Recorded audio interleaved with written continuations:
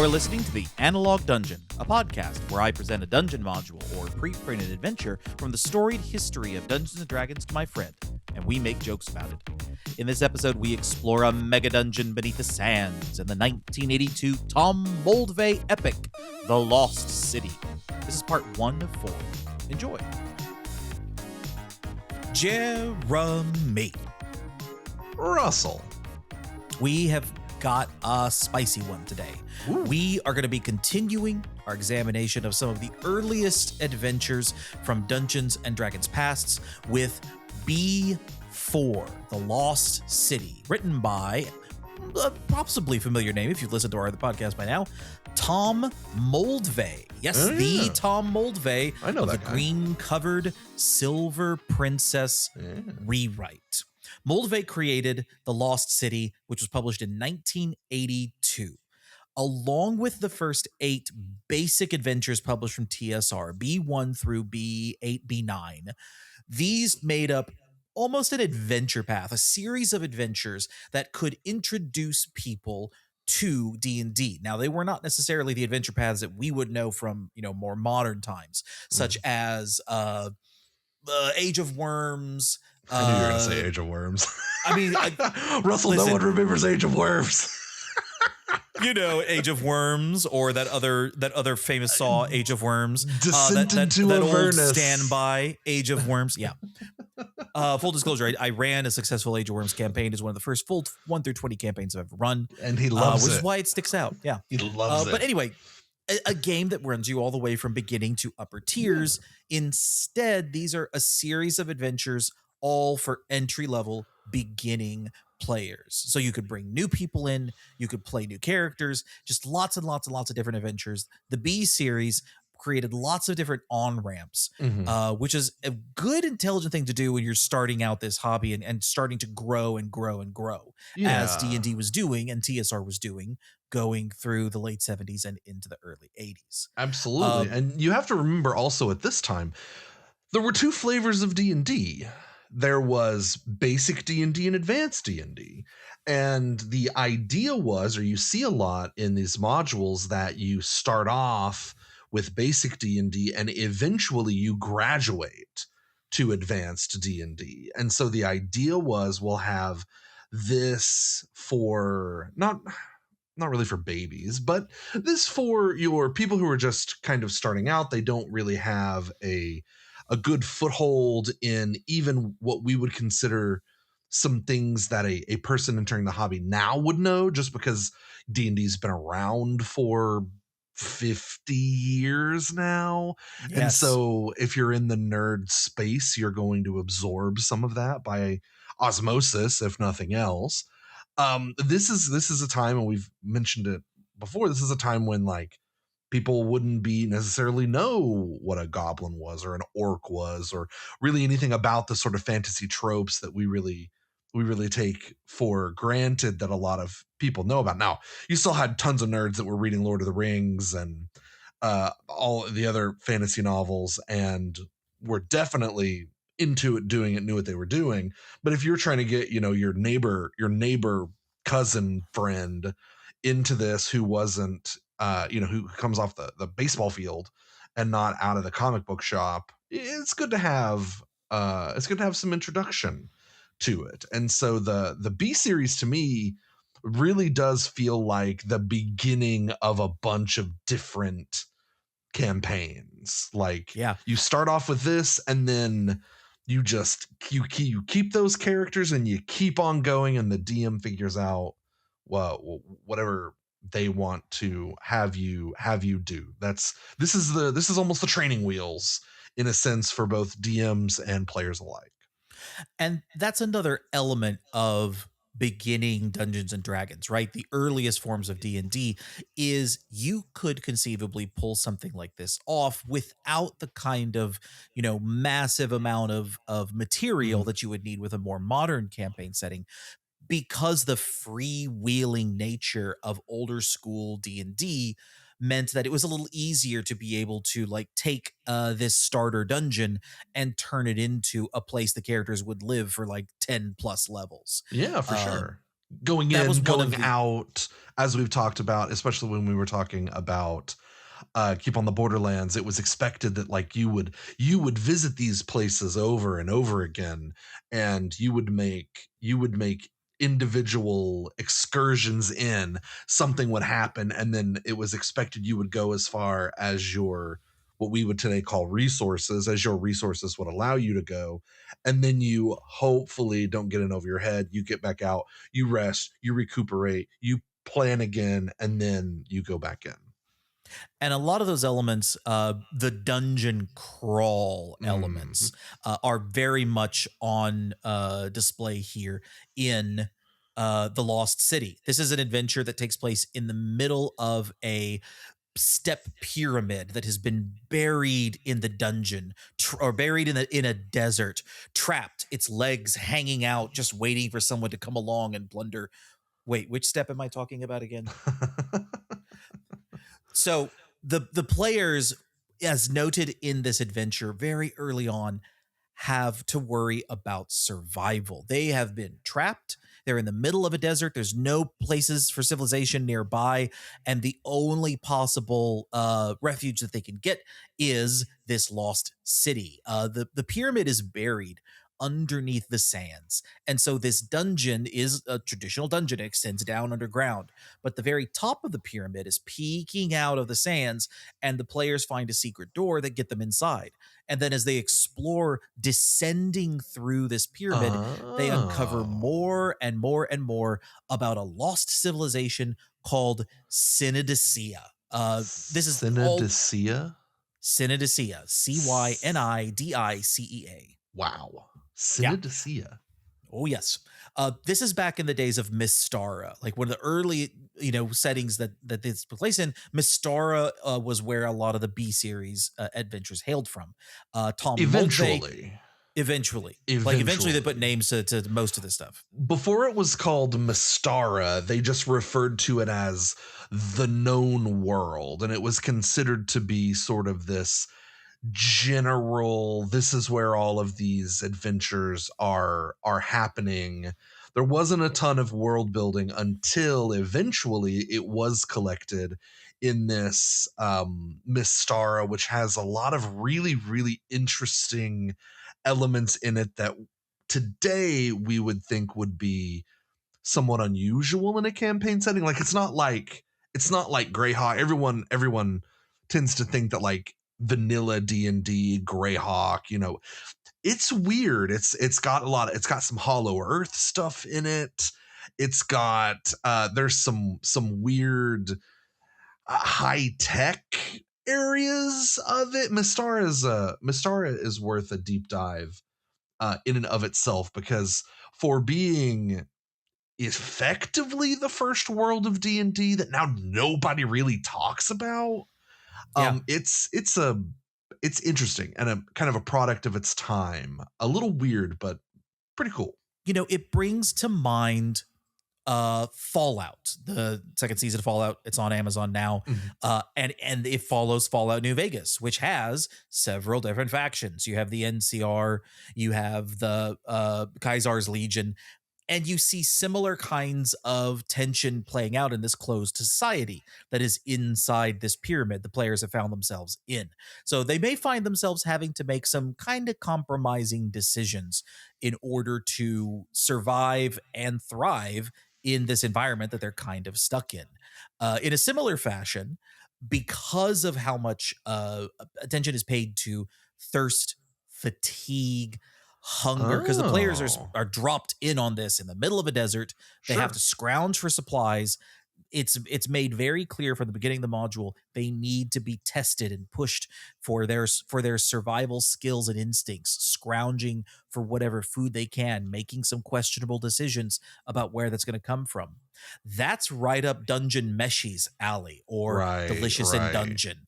If you haven't watched or seen it, it's a manga series very much inspired by old school dungeon runs, dungeon crawls, in which the characters have to make their way deep down inside of a dungeon, but they definitely don't have the money for the kind of supplies needed for a multiple week long, 2 weeks long, month long expedition.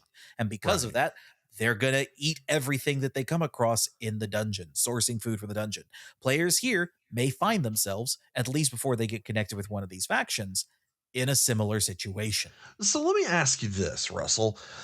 I feel like this is kind of a simmering pot in D&D these days, right? You get people, and there are multiple, we're talking factions, right? There are multiple factions as far as this is concerned, but it kind of boils down to like this. I hear people a lot of the time saying, we want to have this sort of more realistic survivalist style of D&D where, you, and I guess it's considered by a lot of people to be a little bit more rules heavy. You're have to figure out where all of your meals are coming from. You have to figure out like encumbrance if you're really going to, and then dealing with things like exhaustion and things like that. And I've seen a lot of people complain that at least in the new rules, that it's much harder to run games like that. And I feel like that is because the game itself tends to lean more toward narrative storytelling, and it's much easier to like in a movie, which is what a lot of people equate a D&D game to. People never sit down and eat a meal. They don't go to the bathroom. They don't like things aren't too unless it has a climactic reason for it, right? It's right. There has to be some kind of motivating action. Like we don't worry about the bathrooms on the spaceships inside. Exactly. And like, sure, you get movies where surviving is kind of the point, but those movies are interesting. They're not the sort of movies anyone wants to be in. Right. Like no one wants to be, what's the movie about the guy who gets his arm caught in the boulder and he has to hack it off or something, like 28 days or something. 167 hours or something like that. Yeah, something like that. Macy knows. She's yelling at the podcast right now. Macy knows. So let me ask you, is like, where are you on that? Do you want your survival D&Ds? I mentioned Descent into Avernus earlier. Descent into Avernus has some of those elements baked in, because, spoiler alert, you descend into Avernus. Yep. You are not playing a demon, at least not a full demon that's at home in an Avernus, unless you're in a hostile cool environment, right? And you have to survive. And I played it as a player. Russell was uninvolved. I played it as a player, and being exhausted and getting a disadvantage on every roll you roll for 4 sessions really sucks. And there were times when I'm like, this isn't fun. But looking back now, I loved it. It was super, like, that made the module. So where are you? Yes, survival. We need more of this. We need to lean into this, or let those niche players figure that out themselves. You know, what's interesting is I've been reading a lot about one of the first employees at TSR, former D&D editor Tim Kask, who recently died, age of 76. He split with TSR over almost this exact same thing, the rules creep and the pedantry that he saw coming in from AD&D, a bunch of bloat, like weighing down and slowing down and unnecessarily adding tons of rules and rulings and rollings that he didn't see was necessary, and so much so that he left TSR because of it. And that's the thing that I see as well, is where on the spectrum do you turn that dial for simulation? How important is it that we start tracking and doing these things? In the case of Avernus, when it's done successfully, you had that feeling of, I overcame this harsh environment and managed to survive. And that separates this adventure in very specific ways, and the story that we overcame, from others. I think when it leads to interesting decision making And when the players are not just, being weighed down all the time, like Goku in a very heavy weighted suit or Right, armor, right. when you're given like, oh, this is a place where you can actually make some interesting decisions and where you can lead to emergent storytelling of, oh, we figured out something that nobody else did. When we get into the rooms here in a second, there are a couple of places where it makes it clear there are the seeds that could be germinated into these interesting decisions and to these Mm, interesting storytelling moments. And as a dungeon master, that's what I want. I want tilled soil and a couple of things lying around, and I sure. want to see what my players do with them. I want to have some rough ideas of what could happen, but I want to provide the things necessary for my players to creatively overcome challenges and then reward them by opening up new and interesting accessible areas because of what they did. To go back to a Dungeon Meshi example, uh, taking all these frogs that were surviving around paralytic, crazy tentacles, and then turning their skin into suits in order to avoid getting paralyzed by all the tentacles. That's Yeah. the kind of thing Hmm, that I think could be really interesting for sure. when those things are applied in a way that foster creativity and don't just foment fatigue. Yeah. It's not like I'm so exhausted keeping up with all these rules. Exhaustion or any of those other effects, when I have them in D&D as a player, all I'm thinking of is how do I get rid of this as fast as Right. possible? Right. It's a Or mechanical thing. how do I use mechanics that aren't how do I use the mechanical parts of my character that aren't now nerfed Yes. because, it's and that's kind of a back and forth that I feel like a lot of games struggle with, which is having you create a character that's good at a thing, you are then incentivized to always do that thing, Yeah. and that is another sort of wrinkle on top of that, which I think is I really can't wait to see how an early D&D product deals with those sort of external forces and gamifies the living of D&D and the survival of D&D. That's not just all the things that are dangerous for you are traps or monsters. It's kind of adding that third element to a game, which is the extra added layer of realism that is the world around you is inhospitable. What are you going to do? Yeah. And I Coup think that's going to be really, really interesting. Yeah. Couple last notes about kind of this module and where it sits in the pantheon in the history of D&D. Hmm. Moldvay created this and then later went on to create the Isle of Dread for the D&D expert Hmm. set of rules, X1. And the expert rules are kind of where you could there's a clear dovetail that takes you from this into the expert rules if you wanted to go further than just the 5 tiers of dungeon that are really detailed and mapped out in this module. This was ranked 28th best adventure during the 30th anniversary by Mm. Dungeon Magazine's Eric Mona and James Jacobs. It also has a system in it we haven't really, I don't think, talked about before now, a morale system, Oh which was yeah. detailed in the rules. Yeah. Morale, very briefly, is a set score, and whenever morale is checked, you roll 2d6 and see if you roll higher than their morale score. If you do, then they flee, they break. Sure. So high morale is desired, and leaders, we'll introduce some leaders at some point here, give their followers high morale. Morale is checked when things happen like the first member of the group is killed. The group is reduced to half their numbers, stuff like Right. that. As I Um, recall, the morale is a very common tabletop wargaming um mechanic, and you're kind of already talking about a little bit more of that feature creep where they're putting in things like morale and shot placing and things like that, that yep. we're all coming from that more war gamey chainmail-esque background. Yeah. If you're a Warhammer player, For sure. Battle Shock, Yeah, I think is a exactly. similar kind of thing today. Same sort of thing. Right. So this is how players are introduced to the Lost City. Days ago, your group of adventurers joined a desert caravan.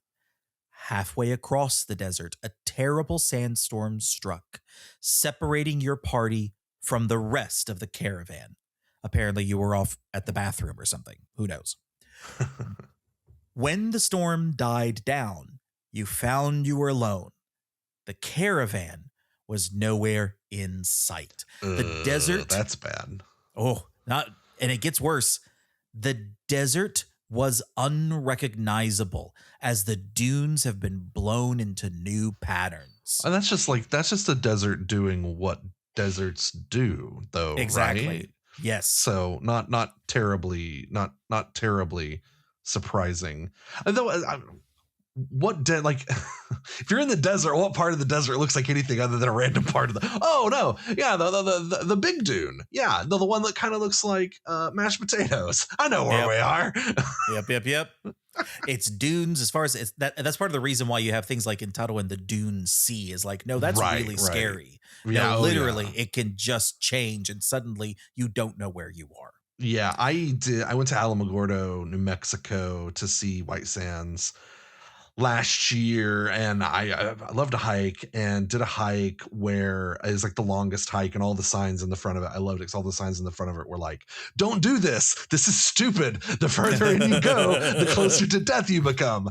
And it was basically, and the one thing that it kept saying over and over again was, do not follow footsteps. Do not try to follow your footsteps out of here. Follow the markers. Do not get away from the markers, because for that exact same thing, like you walk and you're like, oh, I'll just follow my footsteps all the way back. And then you turn around and you go, I got no footsteps about 20 yards back because the wind's blowing, and that stuff shifts. And yeah, the desert doesn't mess around, man. It's no. It's not there here should to be play. It should be a skull rating of like, this many people have died doing this bullshit. Exactly. Do not do this. It's like 3 skulls. Don't do. Oh man, that sounds like a really bad 59 skulls. Oh shit. Okay. Get back in the car, kids. Yep. That's what stops adventurers from being adventurers. Right, exactly. We're crazy. You can only imagine how many of those signs existed for the adventurers as they're loading into the caravan, right? Like, right, yeah. Priests out there like, remember, you're doing something stupid. You're doing something horribly wrong. It's like, yeah, but the money is, well, there's money, and not doing it would be just, not making money. So right, we don't expect you to come back. We're selling all of your worldly possessions as soon as you cross over the horizon. Okay, see you later. I guess we're loading up into Caravan Prime. So, let's go. So you are lost.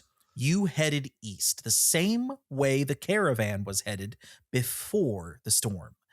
Days passed. Your mounts died, and you soon drank the last of your water. The end of the desert was not in sight. The second day after your water ran out, you stumbled upon a number of stone blocks sticking out of a sand dune. Investigation showed the sand covered the remains of a tall stone wall. On the other side of the stone wall was a ruined city. This is actually the city of Sinodicea, which, as described for the DM's background, fell many, many, many years ago, ruled by their last and greatest king. Jeremy, what's a really great king name? Like, if you had to pick a king from history, which king you going with? Because we got a specific one here. Well, I mean, if I'm thinking pyramids, if I'm thinking Egypt, I've got to go Ramses. Ramses might be good, but we were king here. This is King Alexander, the last and greatest king of Sinodicea. And something happened which caused this entire city, once a jewel in the sands, to disappear beneath the desert. Let me guess. It's mysterious and nobody knows. Nobody outside of Sinodicea knows. The players are soon about to find out that there is actually a very specific reason why Sinodicea fell. Ooh. And we'll go back into the history after a minute, but There's a couple moments in here when I'm reading this, and it just cracks me up, the tonal potential shifts you could take with this history of this place. Anyway, the stone blocks of the city had toppled and cracked with the passing of time. Sand had covered most of the buildings. The stones that remained uncovered had been scoured smooth by the blowing sands. In the center of the city towered a step pyramid. It had 5 step-like tiers, each 20 feet high. The bottommost tier was almost completely covered with sand. On top of the highest tier were 3 30-foot tall statues. Big statues, right? Yeah. Sticking up out of the sand. The statue on the left was of a strong, bearded man holding a balance in one hand and a lightning bolt in the other. The middle statue was of a winged child with 2 stakes twined around its body. The child held a wand in one hand and a handful of coins in the other. The statue on the right was of a beautiful woman. In her hands, she held a sheaf of wheat and a sword. These statues are important. They get like, you don't get these like mysterious, oh, I don't know, we'll figure something out. You get beats with like who they are relatively quickly, which I find very satisfying. Sure. It's very Percy Bysshe Shelley, right? It's you you have your statue and it's like right there on front. My name is Ozymandias, King of Kings. Look on my works, ye mighty and despair. Yeah. Like Ozymandias was he was leaving no question as to who this dope ass statue was. I wonder what happened to that guy. I don't know. Seemed like a cool guy. He got ruffle stomped by Dr. Manhattan. Well, yeah. On the south side of the pyramid, a ramp with stairs led from the ground to the top of the highest tier. A quick search of the ruins revealed no source of food or water. So you decided to climb the pyramid. In the side of the ramp, level with the floor of the top tier, you found a secret door. Ellipses of I gotta say, as you well, yeah, as you read this, as much as I don't want to feel this, I feel like that music should be playing. Right? We're all thinking that music that's like I don't know. Yeah, exactly. That music that's like that could get us copyright struck by a very large and getting larger corporation. Right. Yeah, absolutely. What is like that mouse on top of the pyramid? You see like in the wave, the heat waving in the distance and then the music playing. Right. Yeah. The whole time I'm like, it's evoking a feel of place. I can hear this dungeon. Yeah. Right. Although personally, I would go with the Mummy soundtrack myself. No, I mean, yeah. I mean, you want to play against type. I'm being very basic. But yeah, I can hear this dungeon, which I guess is a point in its favor. There you go.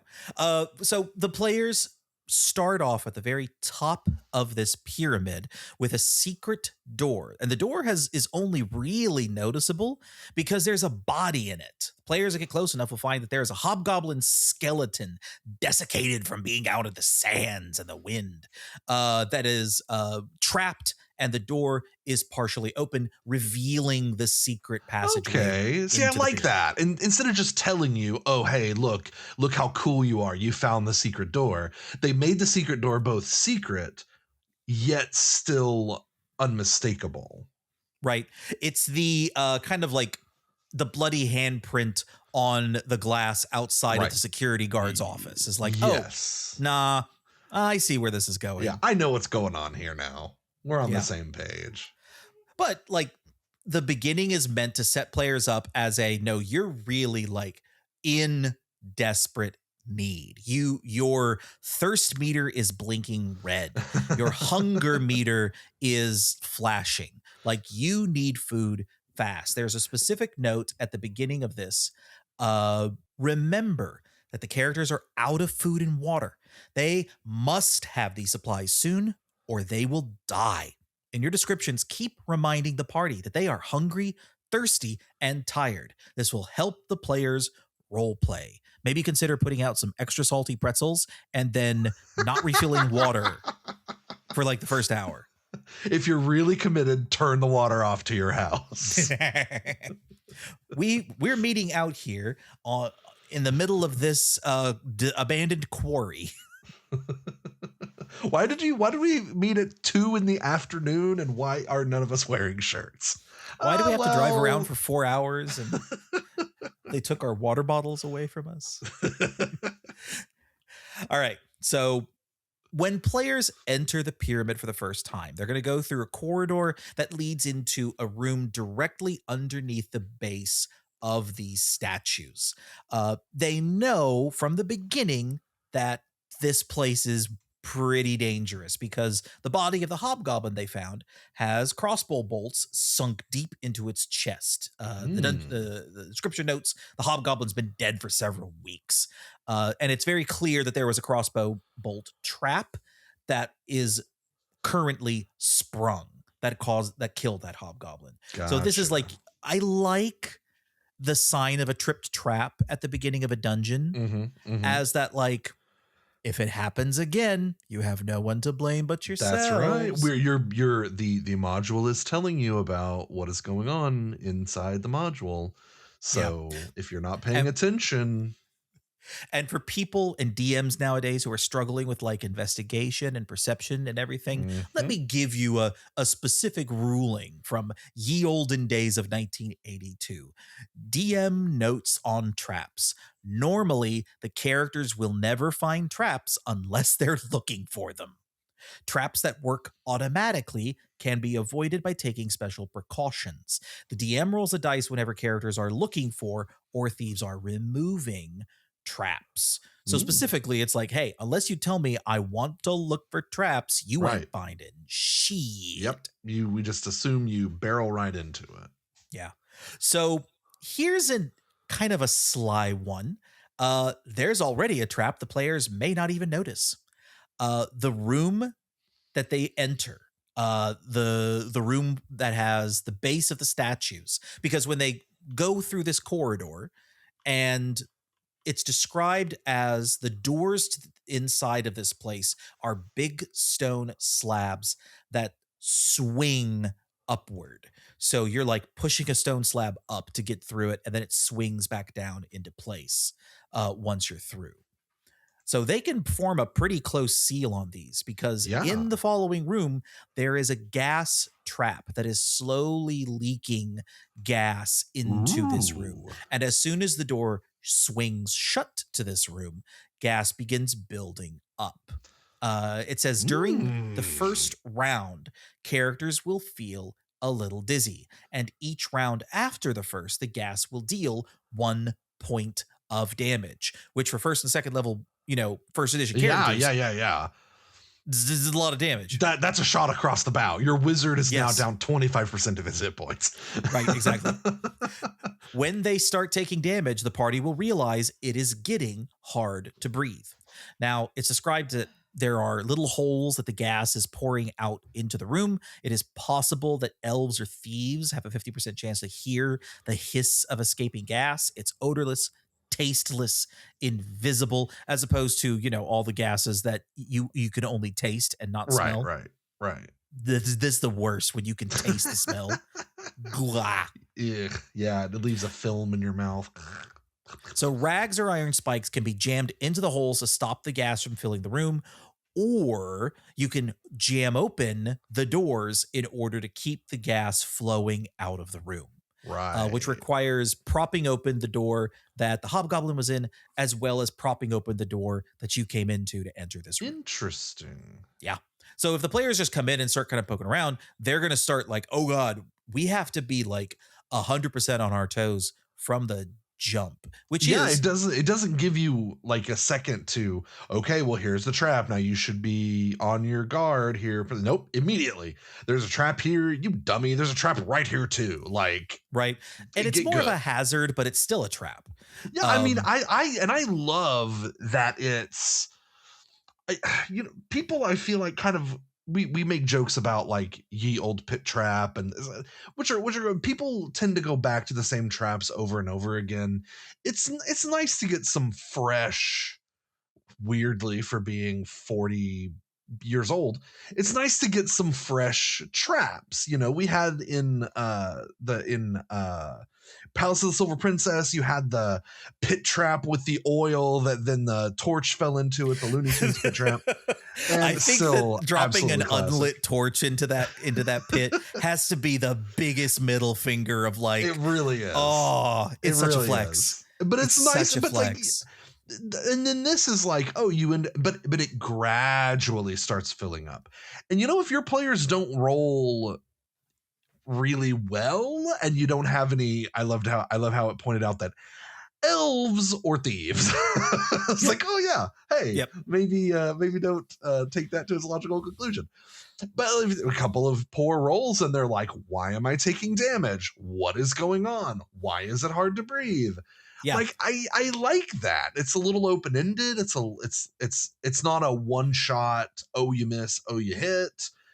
You might get a little damage, which is nice. Usually traps are sort of all or nothing. It's nice. Yeah, exactly. I like it. So this room, right? It's just a square room, 40 by 40. The center of the room has 3 columns that rise up to the ceiling. These are the base of the 3 statues that we described.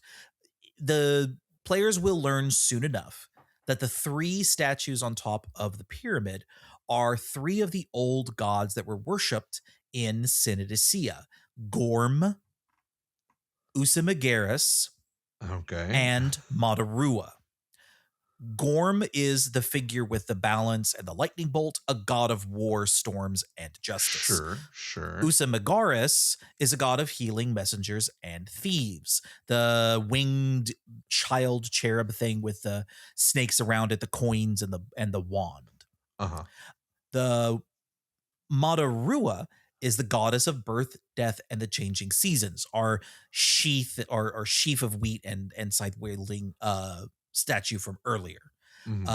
These gods are tied with the 3 factions that the players will find. And this room, that makes sense. These 3 gods were worshipped in Sinodea long time ago. They were supplanted by a 4th, which is what led to the downfall of this civilization. I just assumed that Gorm was killed by a space bazooka. And so I had to sneak it in, but we couldn't go too much further. I had to sneak it in. We had to get the music. Yep. So the fun thing is that the players will kind of get a sense of what kind of gods these were in terms of like how worship in Sinodicea went, because if they examine the 3 bases of these statues, these cylinders, if you tap on them, they're hollow. There's room inside of them. But also they're all trapped. The base of the Gorm statue, if you trip the trap trying to open a door in the side of it to get into this cylinder, 4 darts fire out of a wall at the person standing directly in front of the door. They're just darts. Sure. The statue for Usamagaris is harmless because the trap has already been triggered. There's dried blood at the base of the cylinder triggered by previous explorers. Normally, 2 spears would shoot out when the door is opened. It notes that maybe later you could reset the trap if they leave and come back. And in the other statue for Madarua, there is a hinged paving stone which drops open and throws them into the room directly below this, which could be a fast way to reach the level below here if you want.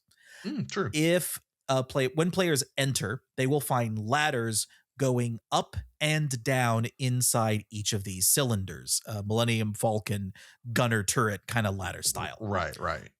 Anyone climbing up the ladder will go inside one of the statues on top of the pyramid.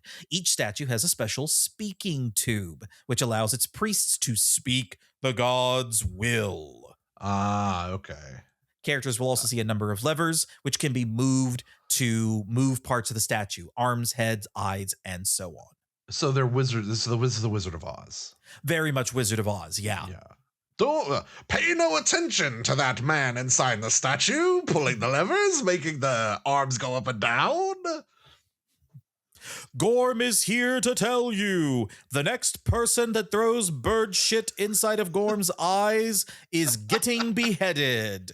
I know it seems extreme for defacing, but that's just how we're doing things today. It's gross. Quit it.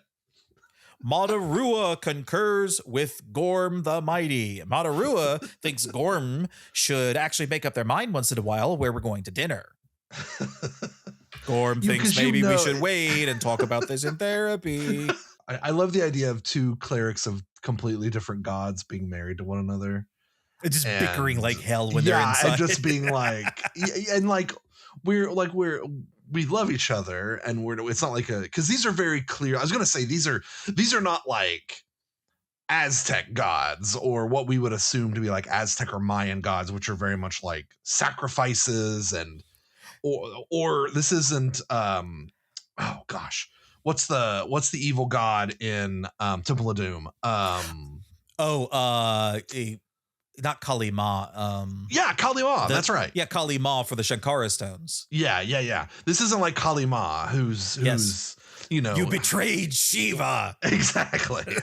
Yeah, these are your sort of, because you said this sort of gives you an idea of how this civilization worked. These are your sort of like, these are the gods that you would have in this sort of antiquity period. You got your war god, you got your fertility harvest god, and you have the ones you need. There's no god of blood, which I assume is the fourth god that overtook them all, was like the god of skulls or something. It's a god of something, that's for sure. So you do not find this out until later? Was that just I mean, the players don't find this out until later. The DM has a little bit, a kind of slow rolling a little bit of this, but the DM's section that describes what happened to Synodicea that caused it to fall, it explicitly says what happens. Gotcha. Okay. We'll get into that shortly. Yeah. But the players can go down the ladders that are inside these statues, and they will find themselves getting lower in the pyramid, reaching the tier to the next wider tier below the entrance. This tier has a lot of storage rooms and a lot of other kind of like utilitarian rooms, but it's also the first area where players can start running into other members of the different factions that are inside of this pyramid and get a little bit of an understanding of what is happening. So the first place players likely wind up either because they climbed down the ladders or they busted their ass on the trap in front of Maradurua's statue and fell down here. There is a 10-foot radius circle at the foot of each ladder lit by a glowing 2-foot long beetle. Each beetle has 3 glowing spots. These are fire beetles. Yes, a classic D&D monster. Yeah. 3 glands that glow and give off light in a 10-foot radius. They are hungry and will attack if disturbed. If players search around the room, there are 3 doors leading out, 2 on the west, 1 on the east. There are also spare parts for machinery inside the statues in several large covered clay pots, as well as oil to lubricate the machinery. Even though the pots were sealed, oil has mostly evaporated. They can recover 6 flasks of oil, which will burn poorly and make thick clouds of smoke if lit. Probably not a great idea inside of an buried pyramid. True. I will say this. Since it's a pyramid, light that sucker, drop it to the level below you. That may be the move. Shut the door. If you're dealing with certain things, maybe. Yeah, run away. There's also a small forge area intended to fix broken statue parts. So this might be like an early place where players could stash some things or come back and like repair some stuff. Sure. I love that in this module, you would expect it to be like spooky pyramids and mummies coming out of closets, like something from Scooby-Doo. But it's like, no, this is the way this worked. Like, people lived here. They had the little god puppet show, and then things to fix the mechanical bits that would undoubtedly break down. It's like a little bit of realism just to kind of start stuff off, which I Yeah, dig. I think that's very, very cool. This is The Last of Us. This is the pyramid as an office space, right? Right. This is the fungus covered skyscrapers of that property. This is a functioning place, and you will learn still is a functioning place, right in some ways. So I was Jeremy, going to ask: is this, before we get into, is this Yes. a key? This isn't a keyed module, right? This is your traditional. Actually, it is more like a traditional module. There are monsters that are listed. There are wandering monsters, which I think are probably going to make up the bulk of what you run into. It Gotcha. doesn't have the spaces to key the full dungeon. And there are very specific monsters that are called out in different rooms. So I think it's kind of up to the DM here to decide, should I have monsters present if I want them? Do I fudge the dice roll? Do I roll to see? And there are very specific areas where, like the fire beetles in this room, as well as other creatures in other rooms, that I think are very intently placed there, that you don't necessarily want to like randomly key the whole place. Sure. It's a balance between use the wandering monsters or like maybe decide to like intentionally insert a few things here or there where it makes sense to. Yeah, so almost hybrid-esque. You can add, or I mean, you might also look at this as a since there are factions, and we're going to be talking, I would assume, like diplomacy and who you're working with and who you're working against. It could be a matter of, sort of an early, we want a module that has a little less combat, a little more role play. You could make that happen by just not having any wandering monsters. But if you want to have more of a combat focused module and you want a lot of combat, you just add that stuff in there as you see fit. Yeah. So it's interesting. It's entirely possible that the players may come down into this room and see, things like cave locusts or a giant centipede. There's a giant ferret listed as a potential monster. Thought that was weird. The number of just giant random, it's like giant insert animal here.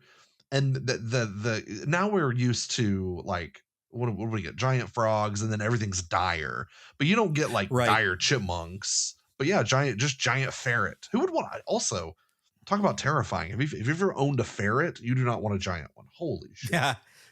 It says here, giant ferrets look like 3-foot long weasels. They hunt giant rats underground. They are highly unpredictable and will sometimes attack humans. That is accurate for regular size ferrets too. Highly unpredictable, will occasionally attack humans. Yep. The players may also run into inhabitants of this pyramid, actual present day Synodicians. And this would be the first time where they encounter and realize, there are people living here. Mm-hmm. So this lost civilization, there might still be some remnants of it. So they're not, it's not a lost civilization. It's just a much smaller civilization that's gone underground. Exactly. The Synodicians, when that city fell, when their civilization collapsed, they fled into the pyramid and reformed a underground city called the Lost City, which is the name of the movie. He said the name of the movie. Right. Deep, deep, deep underground at the bottom of this, well, not the very bottom, but the bottom of this module, the Lost City is where the Synodicians live. And because they've been living underground for so long, like 100 years, they're pale-skinned, white-haired humans with large eyes. They've gained infravision, the old school D&D dark vision, so they can see in the dark. They wear masks and brightly colored robes. This is an interesting thing. The players are going to run into a lot of mask-wearing people here, and the masks can kind of help signal which faction they're a part of. Gotcha. The Synodicians are kind of like, they're a civilization that's in decline. They've been getting smaller and smaller. Yeah. They've been getting smaller and smaller as the years go on, but they're also kind of, they don't care. And part of the reason they don't care is tied to the reason why they fell out of civilization. They lost their city. The Synodicians are just fucking weird. The players, when they run into them, they are just too weird to live, too rare to die. Well, part of what's messing them up is that they are being kind of trapped or stuck in or purposefully spending more of their time in dreams. And these dreams are part of Oh, what has been kind of messing them up for a while now. So because of that, the interesting. when the players run into Citizensians, there's a lot of things that can happen. So let's imagine, Jeremy, your Sure, party of sure. 6 to 10 first level characters. Yeah, got the whole kindergarten class here ready to Right, go. exactly. I'm picturing you got lost because you were all piled into the same caravan, the same, Sure. wagon. And when the storm cleared, whoever was driving kind of looked around, was like, "Oh shit, nobody else is left." So you all were kind That of is like, a lot of people to inadvertently leave in the desert. Like right, we've seen Kevin McAllister situations where you leave one kid home, fully understandable. But 10 friends who are probably hanging out together. yeah, I'm thinking you need to, if you're going to role play this properly, you got to role play this as being really super fucking annoying. So, the party of kinders, basically. oh boy. So another way, the Home Alone example. Imagine if the plane that the Home Alone family on without Kevin crashed, and you get a movie that's just them trying to survive on a desert island. Yeah, basically that. the Uh, whole the whole thing, yeah. the whole family. So yeah. So let's say you run into Citizensians right here. You climb out these Sure. ladders, and there in the room are these weird, colorful, garish looking mask wearing people. I roll a 12-sided die for me and tell me what you get. Okay, first of all, you assume I have a 12-sided die just sitting Hey, there. we've been playing Daggerheart lately. We have. Well, I'm the DM. I don't roll a lot of you don't roll 12-sided D12s as dice. much. You roll D20s. I do for have my Daggerheart. dice bag here, though. Hold on. Okay, 12-sided die. Here we go. Yep. And I rolled a 10. Big 10. All right. So this group of Citizensians, 6 of them, their bodies are painted black and they are wearing vulture masks. They will quietly walk toward the party. They are carrying long wooden boards, but seem friendly and normal. They will Hold on. They do not. No, they do not seem normal. Friendly, maybe. Friendly, okay. That's the least normal. just us. Half black painted vulture people carrying boards. Like, nothing to see here.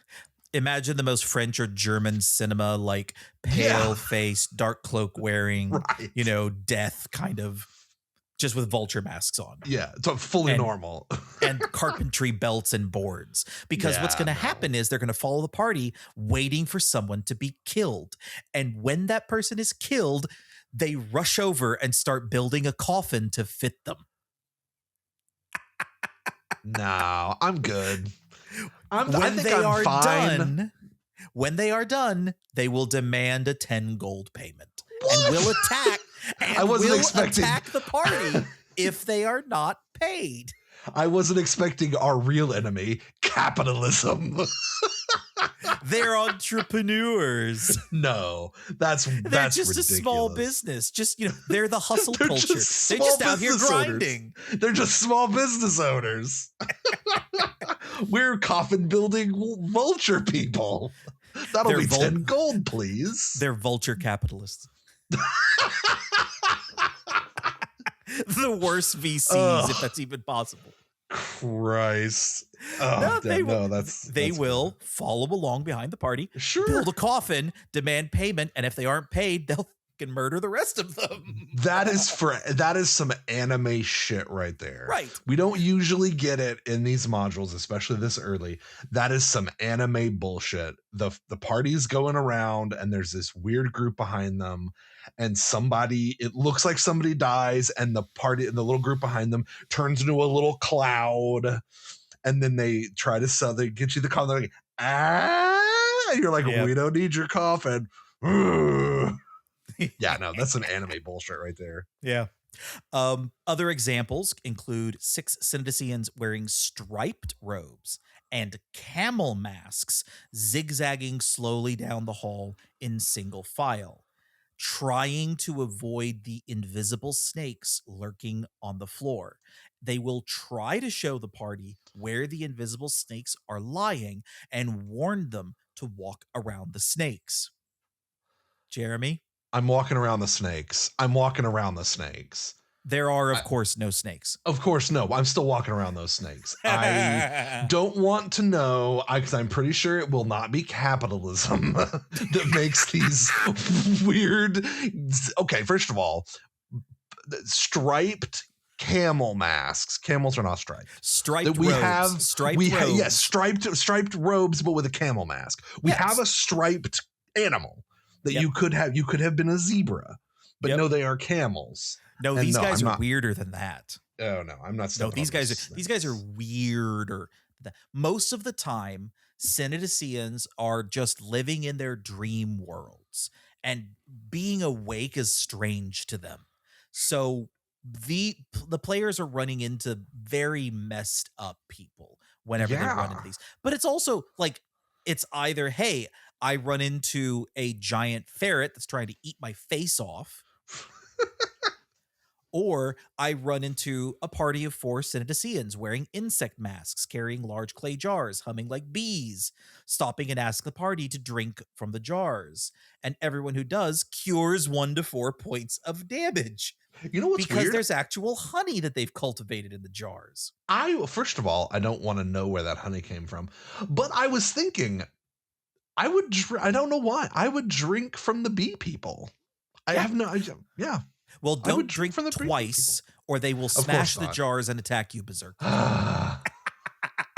Okay, this is like a Monty Python sketch. It's a little Monty Python. This is Monty Python.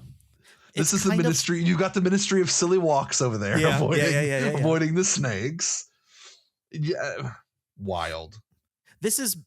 I like it as a. It's weird, and it fits weird, but also it is like you can kind of break up a little bit of the monotony with these weird, interventions, and then they just wander off, and they're like, "What the fuck just happened?" It's very. I mean, we joke that it's kind of off-putting, but it is very off-putting. Where you're like, I don't know what to do with these people. That like and so these aren't the factions though. It's not the camels versus the bees versus the vultures, right? No, there's no rhyme or reason for their individual masks. And to me, this fits another property where similar kinds of like stranded, trapped in a weird place, trying to survive and running into weird, fucked up mask wearing people. It feels very BioShock. Oh yeah. That like is the true. very first BioShock, the splicers that you run into are all fucked up, and because they were all celebrating kind of the New Year's Eve party, and they were all wearing masks, they're all really messed up, crazy, psychotic, as well as like wearing weird animal masks on, and that's kind of partly what this reminded me of. It also gives me Alice in Wonderland vibes. That's really that's like a strong, because you get in and things are they're crazy. Like Alice is trying to figure out, and everything is from a Victorian sensibility, like topsy-turvy, the Mad Hatter, and then trying to figure out what everyone's deal is. And there's carpentry in both. There's weird, very strange. So between they are all mad down here. They are all mad. That's right. There you go. Oh man, if we had like a music sting, that's exactly where it would go. That's exactly where it would go. All right. So Jeremy, your party has entered. You may or may not have encountered some weird improv troupe from the back end of the community college, or not. Some weird extras from a German 90s dance show. There you go. Do you proceed out of the eastern door, or the northwestern door, or the southwestern door from this room? I gotta say, whichever one gets me the furthest from the vulture people. So we'll go the you said the southwestern door. There's a door to the southwest, northwest, and east. We'll do southwest. Southwest sounds good. It's also my preferred airline. So there you go. Come fly with the friendly skies, right? that's right. Or is that Delta? Well, shit, I don't know. I'm not going to Google airline. Another thing that Macy will know. Yeah, right. I'm not going to Google. But yeah, home field is Love Field in Houston, lovely airport, and free check bag. So you book your ticket, you get on Southwest, Sure. and you head around these the hallway. You are gonna kind of circle around counterclockwise. The hallway passes left, west, south, and then east. There's a few branches off of this. First off, there is a secret room that you might find, especially if you have an elf in the party that can I probably automatically do. sense them. I mean, 6 to 10 people. What are the numbers, right? I mean, and this is the addition where I genuinely feel like they gave elves the ability to detect secret doors just so someone would play with them. Right. Because who wants to be a lame elf? It's the 70s and 80s, right? Yeah. You know? Yeah, fair.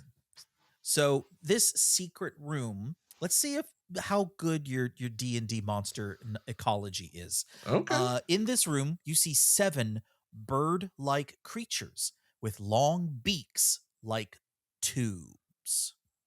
This is your Monster Jeopardy. That's the only information you get. 7 bird-like creatures with long beaks like tubes. I will give you a hint. These monsters persist even to the present edition of D&D. Oh. Birds with beaks like tubes. I'm coming up fully blank. Another way to look at these beaks might be as proboscis. See, I was thinking that, but they wouldn't be. But then I was thinking like a sturge, but a sturge isn't a bird. They are in fact sturges. Okay. But they're bigger than bats. So they they've got leathery wings in more recent editions. But yeah, they're sturges. Okay, So in the secret room, you open the secret door and there are sturges in this room that will attack you when you come in. And they will latch onto you and they will start draining you for blood. That's right. There is also a glitter in this room. You found a whole bunch of treasure.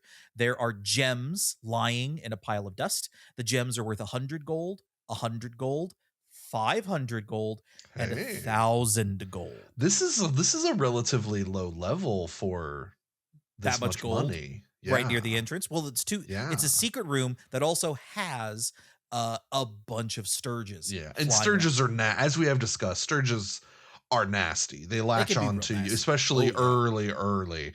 They latch onto you. They're doing like ability score drain. Just automatic damage every round. Okay. Yeah. So remember what we're talking about first edition D&D. Gold is experience points. Right. When you leave and when you leave the dungeon and rest, you tally up your experience from the monsters you killed, which is usually relatively small, and then you divide the value of the gold you took, and that's a big bump in the XP that you get. Yeah. So this is like a lot of potential XP, but it's also spread between recommended 6 to 10 party members early on. Yeah. So you may come across our secret sturge room. You may come across the stairs leading to the next level, taking you down a tier to tier 3. Okay. Or you can keep going and find yourself in some priest's quarters. A sparsely furnished room, bed, desk, chest, writing table, wooden holy symbol shaped like a lightning bolt on it. We saw the lightning bolt held by Gorm, that statue Gorm. above. Yeah. All the furniture's covered with a thick layer of dust. On the floor is the body of a dead hobgoblin. Looks like we got another hobgoblin that didn't quite make it out of here. Probably the last raiding party that made it in here. Body looks several weeks old. Its left arm is swollen and discolored. This is definitely something that's a boon to the players because remember, you're stupid hungry and thirsty at this point, right? Are we eating this hobgoblin? Nope. On the body, full water bottle. Okay. Sorry, I went immediately to cannibalism, but I mean, I'm sure the players do too. Okay, what's the over/under on the number of players who have eaten this hobgoblin? Listen, especially as you're going towards the 10 number of people in the group, you've got that one chaotic Yeah. person that's Oh, salting the halfling on the way down the ladder from the top level. He's been talking about eating a party member since like minute 20. So the priest's quarter, more treasure as well. The purse has 135 silver and 40 gold on this hobgoblin. Okay. Strange that no one like took any of that off of this guy, right? It's been undisturbed. Also, Yeah, got so plenty of water on them. That means that if there's other people Yeah. in here, like if you've come across people at this point, right? Let's say you had the Synodicians that you came across, Sure, and sure, you sure, sure. find this goblin, and there's full water bottle and treasure on this guy. Yeah, they're loony fruitcakes. But they got to But drink, this seems presumably. weird. Yeah. Well, the treasure I can understand, but the water is weird.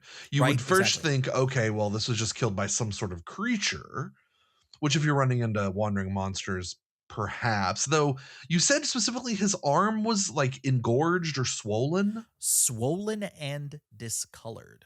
I don't like the yeah, nothing. That's nothing good.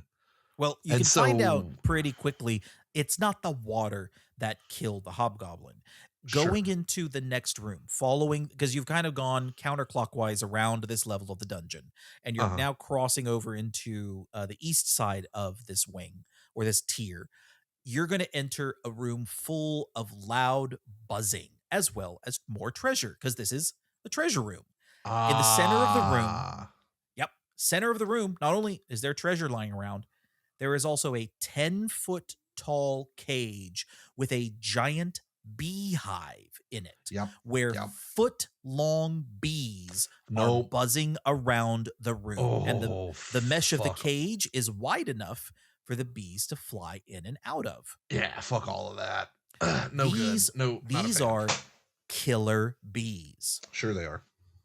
They will automatically attack any person except for followers of the god of Gorm, who you may meet soon. Yeah, once they kill you, you'll meet him. Oh yeah, no, exactly. You'll meet Gorn real quick, lightning quick, eh? Yeah. So the bees will automatically attack anyone other than followers of Gorm when they Sure. enter And the how do room. they determine if you're a follower of Gorm? If you were Aha. smart and you took that holy symbol and you put it around your neck, Nope, then they're gonna think that you're won't a do follower it. of Gorm? Oh, That won't do really? it. Okay. Yeah, there's a specific thing. When you meet them, you'll figure out what it is. Okay. If do you speak the words to Rocket Man and then they let you? It's my second Star Trek joke, guys, Yep. and it's only getting worse from here. Yep. If the sting attack is successful, the stung victim must save versus poison or die. Yo, poison. Even characters who save must take a round to remove the stinger. Otherwise, the stinger will continue to work its way into the victim, doing 1 point of damage per round. Wow, that sucks. Yeah. So there's 5 killer bees flying around the room guarding the hive. There are also more bees inside the hive, but they're not going to attack anyone unless they screw with the hive.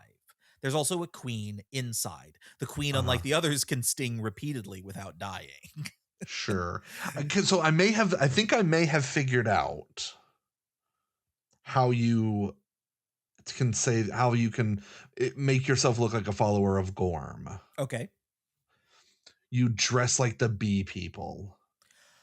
You mean like the Synodicians? Yes, because they have the honey, so they're clearly coming up here and getting the honey from the bees. You're getting closer. There's one very See? specific part about their costume, or something that would be worn that's not the symbol worn by the Brotherhood of Gorm. So like the stripes. Nope. Oh, okay. Yep, you'll get All it right. soon. Don't worry. Yeah, I'll get it.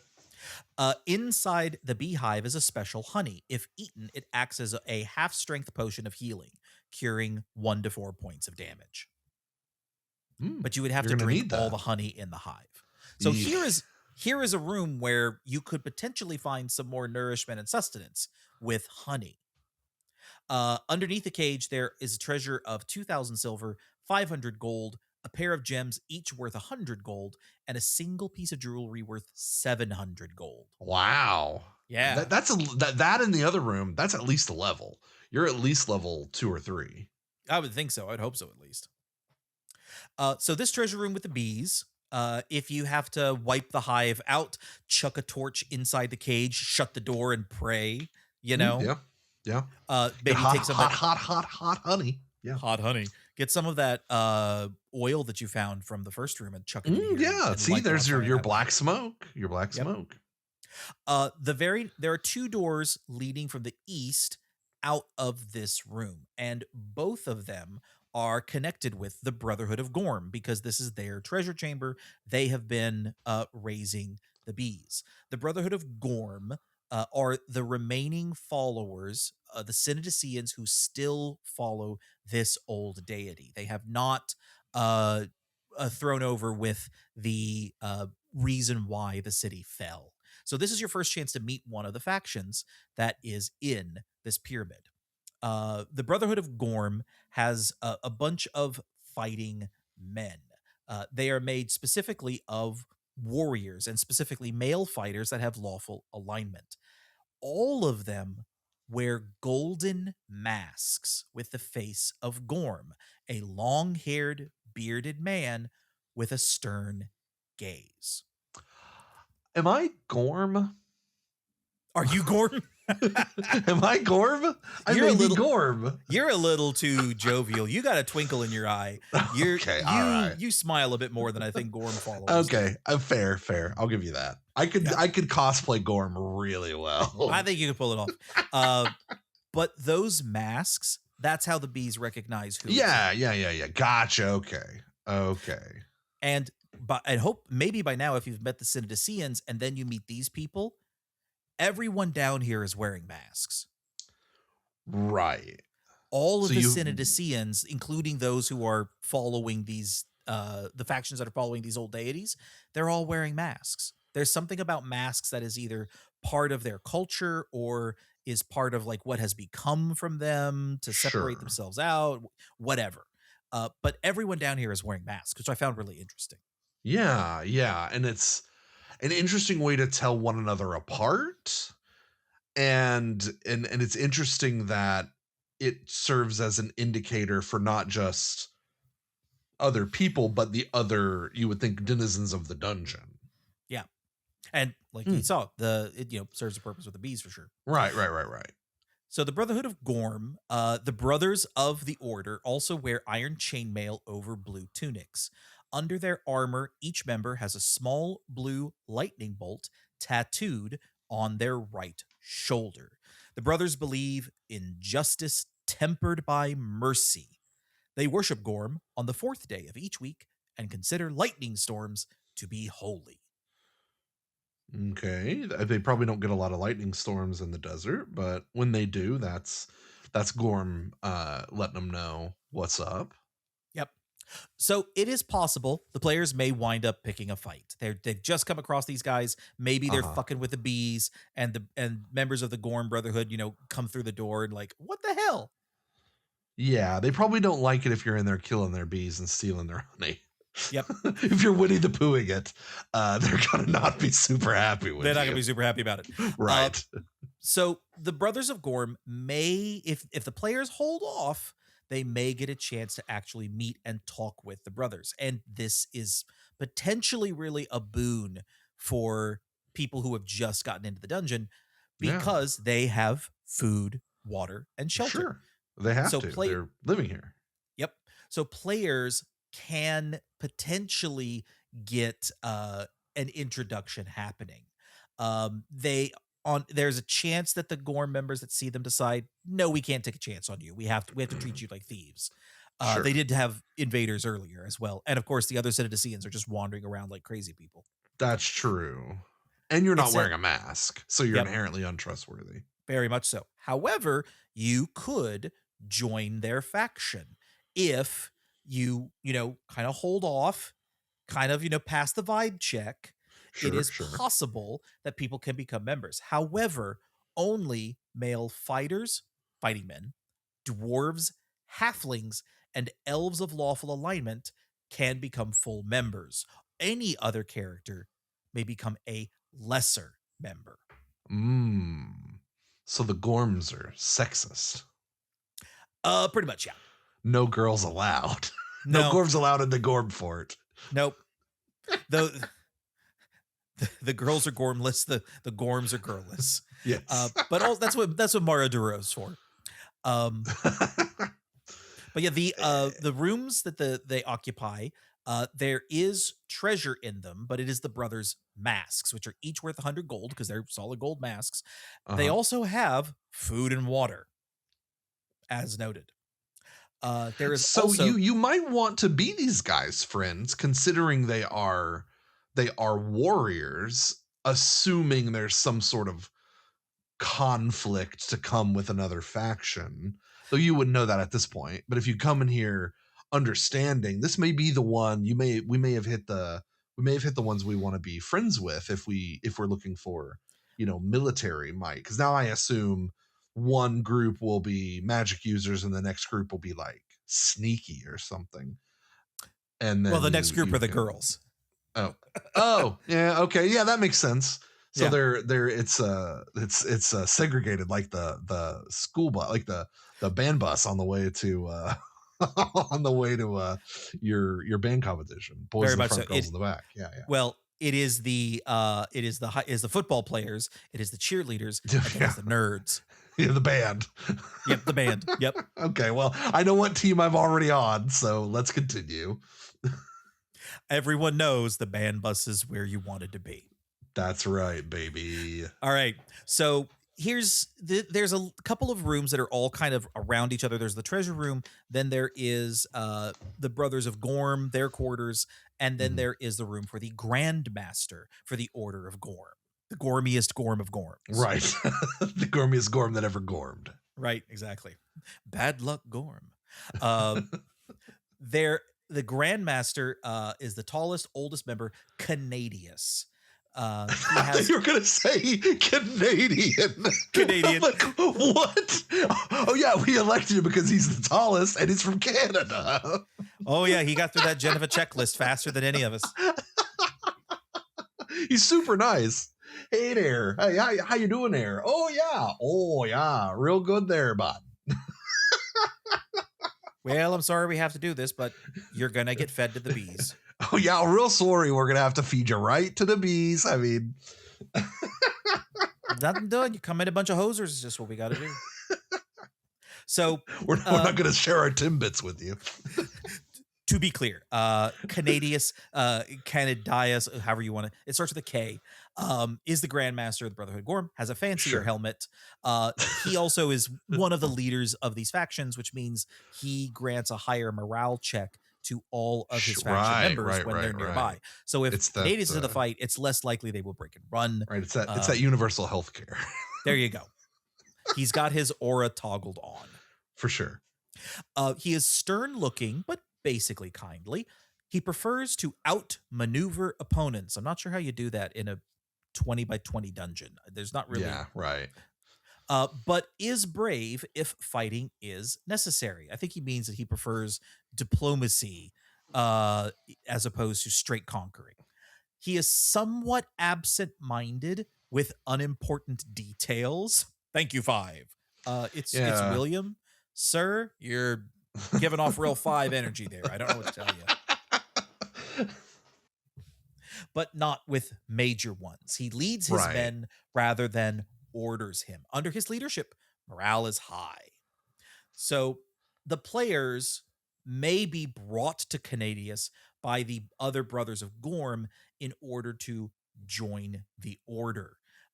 When this happens, Canadius will attempt to test whether or not they're sincere. Jeremy, how likely do you think it is that all the members of your group are going to 100%, like the ones that are potentially interested in the Gorm lifestyle? Sure. They're actually gonna do it. And how likely is it that like we've got that thief in the party that is like, I'll cross my fingers behind my back. Right, a jokester.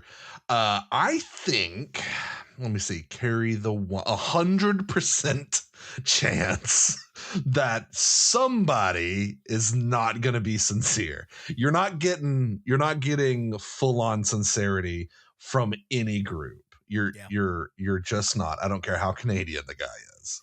Well, before any characters actually join, Canadius will secretly test their sincerity with a helm of telepathy, which is what his mask Oh. is. As Oh my God. That's Yeah. such a G move. as a dungeon master, ask Oh, the player whether or not their character is sincere. Make it clear that you as DM may forbid the character to take certain actions later that go against what the player decides now, and then ask for the player's decision. wow. Yeah, it's That is pretty solid, such straightforward. I love that. That is such a G move. Standing in the back, reading everyone's mind, and then having the diplomatic discussion.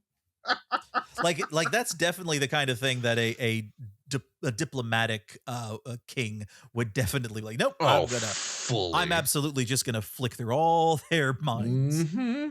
Yeah, that's Professor that's great. Ethics? No, 100%. And if you're a good DM, you absolutely go through the whole rigmarole. You let them talk about how dedicated they are. You let them do the whole thing. And if you're really good, Candice fucks with them a lot, makes them do some stupid shit, and then you're like, I've been reading your mind the whole time. I know you're I know you're completely lying straight out of your ass. And then you just, I assume, attack them, or at the very least, you just send them off to I don't know, fight more bees or whatever. Yep. So yeah, depending on how sincere and willing to be down with the Gorm way that the players are, you might join this level of the pyramid scheme. You might be able to get it on the ground floor. Yes, if that happens, you might turn to stoicism. There you go. That's funny because for Christmas I got a copy of the Daily Stoics journal and guide. So I've been doing daily stoicism. Mm-hmm. There you go. You could be a Gorm. Here's the thing about Russell. I'm talking directly to the audience. Here's the thing about Russell. Russell is that one person in the group that would be sincere. It's everybody go. It's everybody go. Because his first character was a cleric. He's a born paladin. He's gonna be sincere. It's just the way things are gonna be, and he's gonna be like, "Oh, I'm totally sincere." Nobody else in the party is sincere, so he's the only one the Gorms like. You put a Marcus Aurelius coded motherfucker in front of me. Yeah. Why the hell do I not become Maximus Decimus Meridius? Exactly. This is for all the Russells. This is for all the Russells in the world. Your time to shine. The Roman Empire in this one 10 by 10 room. Yeah. So if you do agree to join Gorm, they will be given a necklace with a small golden mask of Gorm. And then they will work out some ways to be able to get you the full regalia. It notes that they have quarters within the lost underground city, but it takes a half day to make their way down to it, find their stronghold with extra masks and necklaces. There's a warehouse somewhere in here that just it's like it's their storage unit. It's like Party City, but only for the togas. Only for Gorms. Right. Oh, that's awesome. Here's your commemorative mask. Your real mask will arrive in the mail 14 to 25 business days from now. Yeah. But if you pledge this faction, then you get a place to stay that is safe, free of wandering monsters. You can rest here, memorize spells. You can, get access to food and water. You may have to work a bit for it. You also get the Brotherhood's assistance when dealing with wandering monsters. So this is your real big find here. And the first big test, apart from running across Senedicians, because they will probably tell you a little bit more about what's really going on deeper in the dungeon. Oh, okay. That's the end of part 1 of Lost City, but the faction fun has barely begun, as we're set to meet more masked weirdos in part 2. As always, we have a new release every other Tuesday. If you hate cliffhangers and like your podcast long and all at once, we offer this entire episode from start to finish, uninterrupted, over on our Patreon. Find out more at our home base, analogdungeon.com. Gorm demands tribute, but he'll settle for you liking, subscribing, and leaving a comment on this episode. So get on it. We'll see you next time.